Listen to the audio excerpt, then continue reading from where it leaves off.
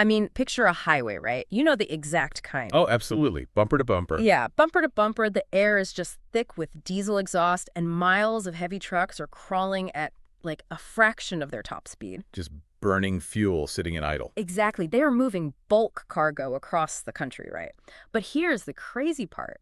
Right next to that choked, degraded artery of asphalt is a massive, completely silent, deeply underutilized river. Right, flowing right to where all that cargo actually needs to go. Yeah. It really is the ultimate visual of a structural bottleneck. It really is. We have this phenomenal natural infrastructure running parallel to our biggest logistical nightmares, yet we are actively choosing the path of maximum resistance. I mean, it costs more, it ruins the roads, and the environmental damage is just staggering. So today on this deep dive, we are looking at a very specific, targeted attempt to fix that exact bottleneck. It's called the Jalvahak scheme. We've got a fairly dense policy document on the table today, and our mission here, your mission as you listen to this, is to decode the economics, the geography, and, well, the underlying incentives driving this massive proposed shift from road to river. Because it's not just a casual chat today. No, absolutely not. Consider this a war room briefing. We're going to extract the structural patterns so you can really understand what is happening here, whether you are, prepping for a high-stakes exam or drafting a policy analysis. And the stakes here are genuinely massive for national logistics. We're talking about a deliberate, calculated shift in the country's logistics backbone. Right. The Jalvahak scheme isn't just about putting more boats on the water. It is an attempt at a fundamental transition away from choke span networks towards sustainable, multimodal transport integration. Right. It sits right at that intersection of economics, environmental policy, and strategic geography. Exactly. But I want to start with the foundational problem because, look, the government relies on the Inland Waterways Authority of India, the IWAI, to manage these rivers. But the IWAI was established by an act back in 1985. So if they have been sitting there regulating waterways for nearly 4 decades, what have they been doing? I mean, why do we need this specific Jalvahak scheme right now? Well, the rationale here is it's an acknowledgement of a really harsh reality in infrastructure. Building fairways and terminal infrastructure is simply not enough to change human behavior. Oh, right. If you build it, they won't necessarily come. Exactly. You can dredge a river, Yeah. you can build a beautiful port facility, and you can put up navigation aids. But if the logistical habits of Indian business enterprises are deeply entrenched in road and rail, they just won't switch because a river is technically navigable. It's the friction of adoption. I mean, it reminds me of trying to get someone to switch from traditional cable television to a streaming service. That's a great way to put it. Right. Like, they might know the new way is theoretically better or even cheaper, but they know exactly how the old remote works. They know the channel numbers. The thought of setting up a new system, learning a new interface, risking missing their favorite show, it creates so much friction that they just stick with the expensive, outdated cable package. That is a highly accurate comparison. I mean, supply chain managers are entirely risk averse, and rightfully so. Yeah, their jobs are on the line. Exactly. They know exactly how a truck operates, who to call if it breaks down, and how long it takes to clear a specific toll booth. Putting their multi-million-dollar cargo on a barge is, well, it's an unknown variable. Right. So they have to actively be incentivized to take on that initial risk and make that behavioral shift. Okay, so to bridge that gap, the scheme introduces a major governance reform. It's a dual agency implementation.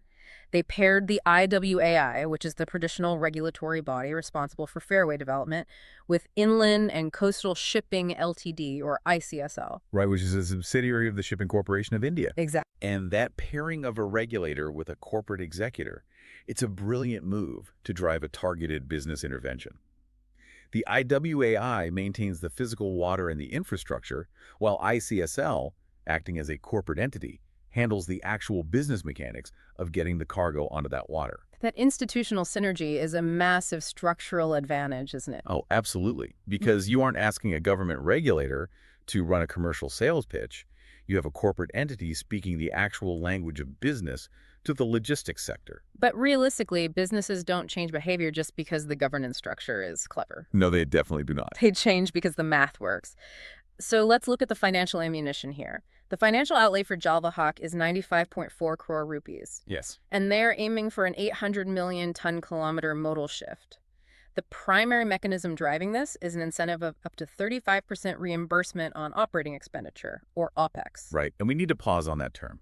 This is a highly engineered OPEX subsidy designed specifically to overcome that initial friction of adopting green logistics. So it changes the immediate calculus for a business enterprise. Exactly. The government is essentially saying, look, we understand that switching your supply chain from a truck to a barge involves upfront friction and transitional operational costs. Right. But if you make the leap, we will subsidize the operating expense to make inland waterways immediately cost-effective, not just, environmentally noble. Okay, so it basically functions like a targeted corporate cashback program. Pretty much. But there is a massive catch in the text here. This 35% OPEX reimbursement is only eligible for cargo moving more than 300 kilometers. Yes, that is a crucial detail.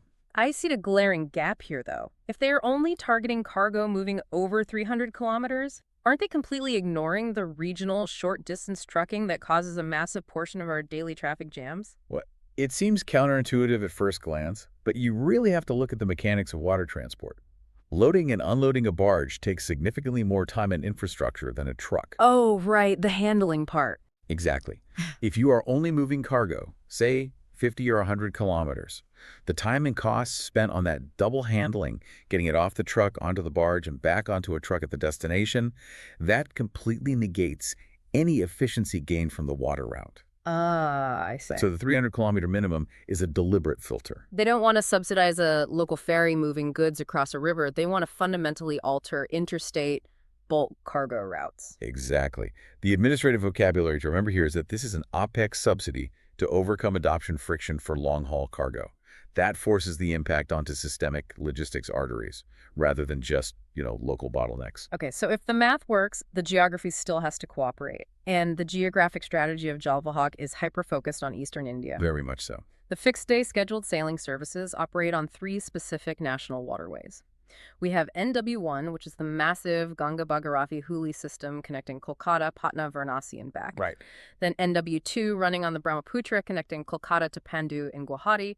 And finally, NW16, the Barak River. And focusing on eastern India is no accident.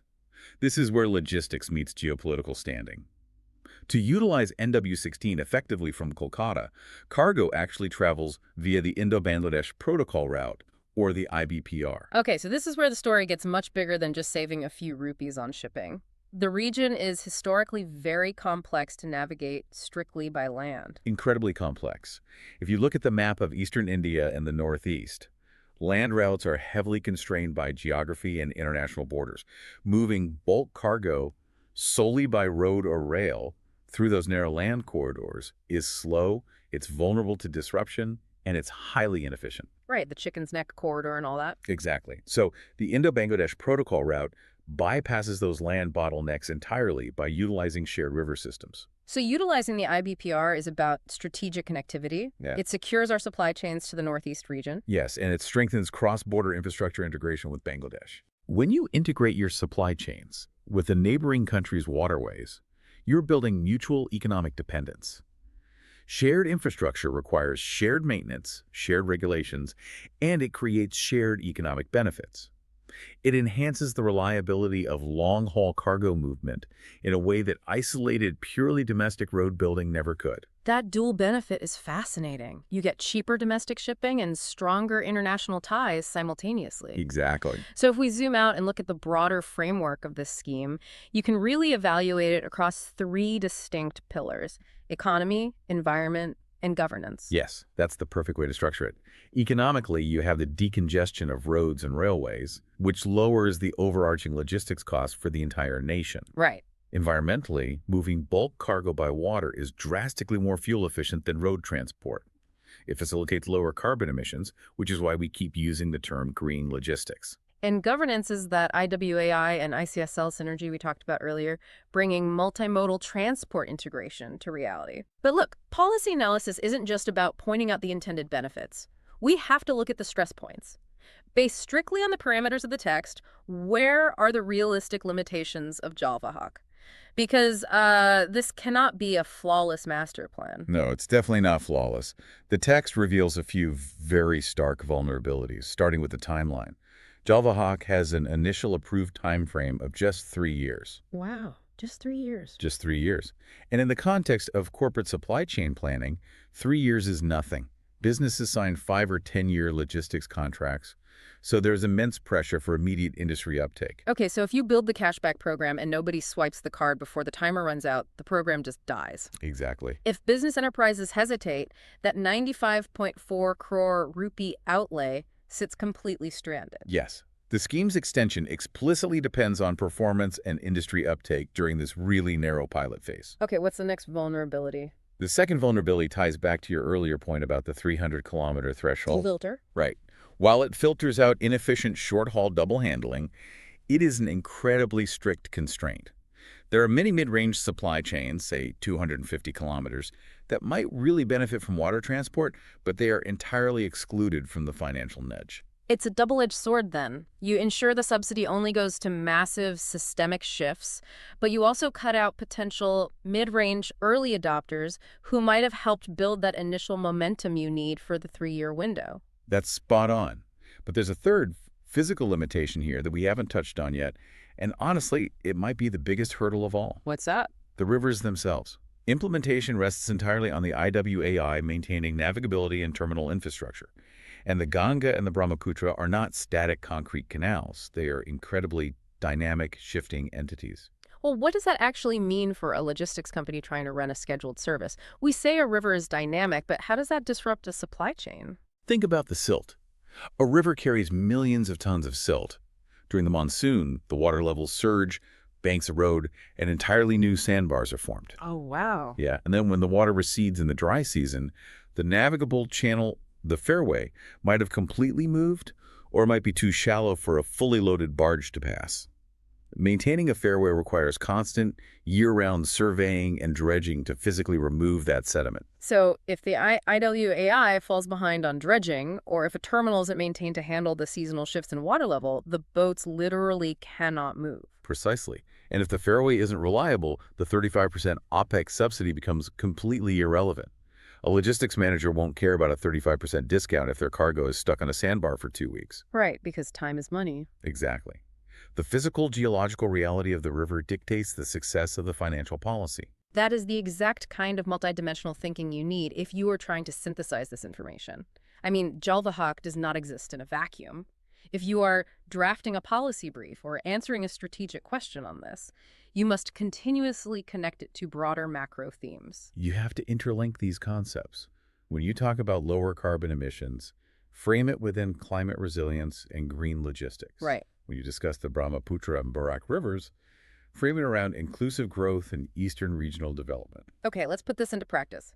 If someone asks you to summarize this on the spot, say you need to write a tight 150-word analytical structure, you cannot get bogged down in the minutia of the water depths.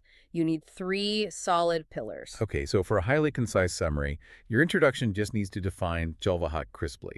It is a 95.4 crore rupee green logistics intervention by the Ministry of Ports, Shipping, and Waterways. Got it. Then, your 3 body arguments are the structural takeaways we've discussed. First, the institutional synergy between the regulator and the corporate executor. The IWAI and ICSL pairing.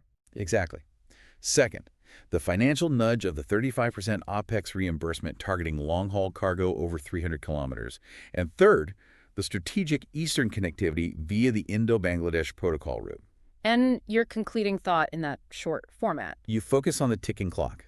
The way ahead relies entirely on maximizing immediate industry uptake to ensure the scheme proves its worth and extends beyond the 3-year pilot phase. That is super clear.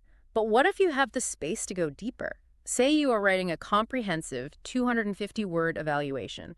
You need to expand the dimensions and really show your critical thinking. In a broader analysis, you open with that vivid context we started with. The severe congestion of land networks necessitating a modal shift. You then break your analysis into the 3 dimensions we explored. The economy, environment, governance pillars? Yes. Economics set the target of shifting 800 million ton-kilometers to reduce costs. Environmental carbon reduction through sustainable transport. And geopolitical securing Eastern India's supply chains. Okay, and that's where you introduce the vulnerabilities to balance the argument, right? Yes, you have to address the challenges directly. discuss the pressure of the 3-year timeline, the strict 300-kilometer constraint, and the physical challenge of maintaining river navigability against dynamic sediment shifts. Right. And then your recommendations flow naturally from those challenges.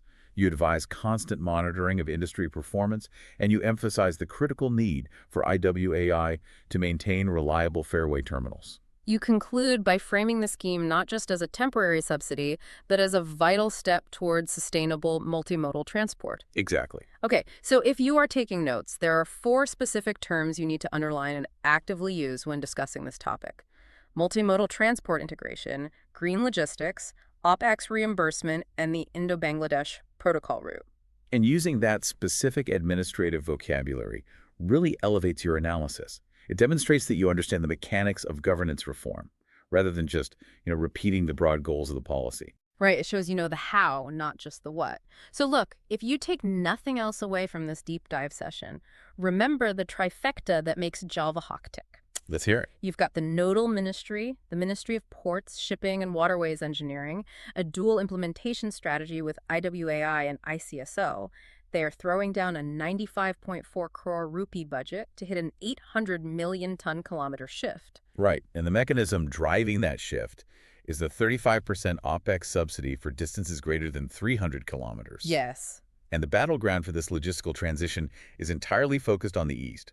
NW1, NW2, and NW16 via the international waters of the IBPR. Exactly. So if you were anticipating the kind of critical question this scheme provokes on an exam or in a briefing, it almost certainly centers on analyzing the role of Jalvahak in promoting multimodal transport integration and regional connectivity in eastern India. Which is such a great prompt. Right. The scheme is a calculated financial nudge to permanently move bulk cargo from choked land arteries onto inland waterways. It creates a sustainable, geopolitically secure logistics backbone while actively cleaning up the environment. Which honestly brings us to an incredible final thought to really mull over as you digest all of this information. Well, wait on us. Well, we have unpacked the mechanics, the strategic geography, and the government outlay today. But the ultimate test of the Jalvahak scheme isn't going to be found in the policy documents or the 95.4 crore rupee budget. Right. The real existential question is this. When that 3-year clock inevitably runs out, will that 35% OpEx subsidy have been enough to permanently rewire the ingrained psychological and logistical habits of Indian business enterprises? Or, the moment the subsidy vanishes, will they just take the path of least resistance and put their cargo right back on the congested highway?